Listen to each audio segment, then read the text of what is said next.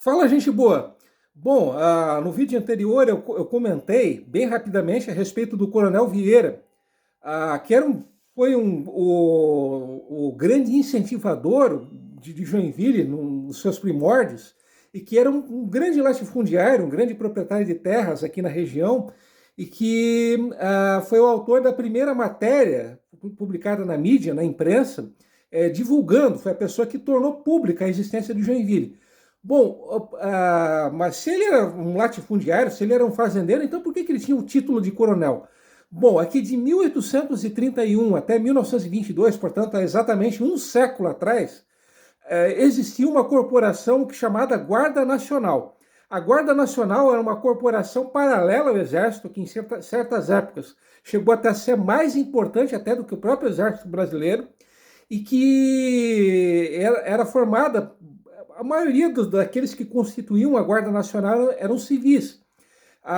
Inclusive esse nome de coronel, que se hoje nós usamos muito para se referir às pessoas mais poderosas, influentes de cada região, aos populares manda-chuvas, né?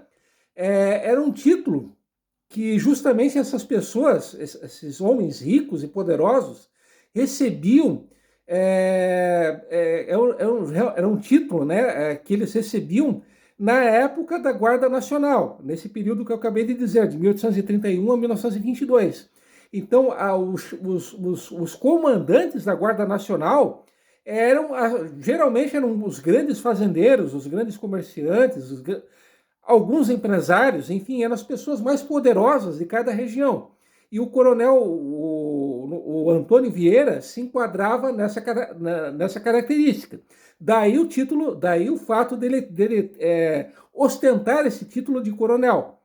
Bom, quem vive aqui em Joinville, com certeza já ouviu falar do Dr. Xuxo, do José Aloysio Vieira, o fundador, o principal fundador do Instituto ProRim, que inclusive chegou a ser candidato a prefeito lá em 2016.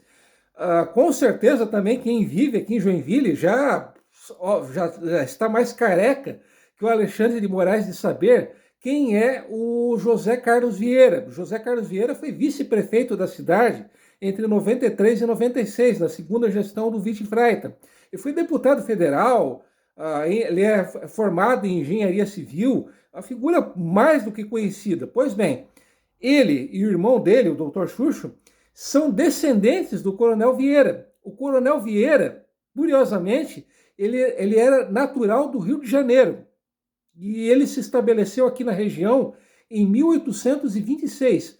Um outro fato bem curioso é que onde é hoje a Ponte Mauro Moura, antes mesmo da fundação de Joinville, ali já existia um pequeno porto. Então era através desse pequeno porto que ocorria o escoamento de toda a produção das terras do Coronel Vieira. Como eu tinha dito, praticamente todos aqueles que viviam aqui antes de 1851 eram analfabetos, e o Coronel Vieira era possivelmente a única exceção.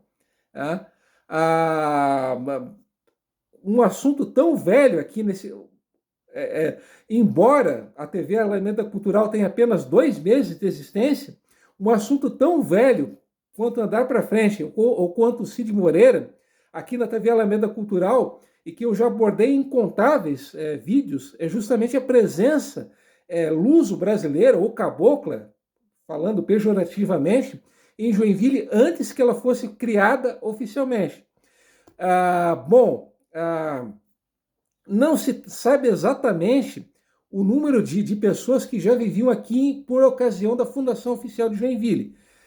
Uns dizem que esse número variava entre 600 e 900 pessoas, outros dizem que chegava no máximo a 400 pessoas, mas uma coisa, um dado, né, que se sabe é que em 1867, 17% da população de Joinville era de luso-brasileiros. Isso equivale mais ou menos a 794 pessoas. Creio eu que em 1851 esse número fosse de 700 pessoas. Então, antes mesmo que Joinville fosse fundada, creio eu que aqui já vivessem 700 pessoas. Mas tem mais vídeo, então aguardem até lá.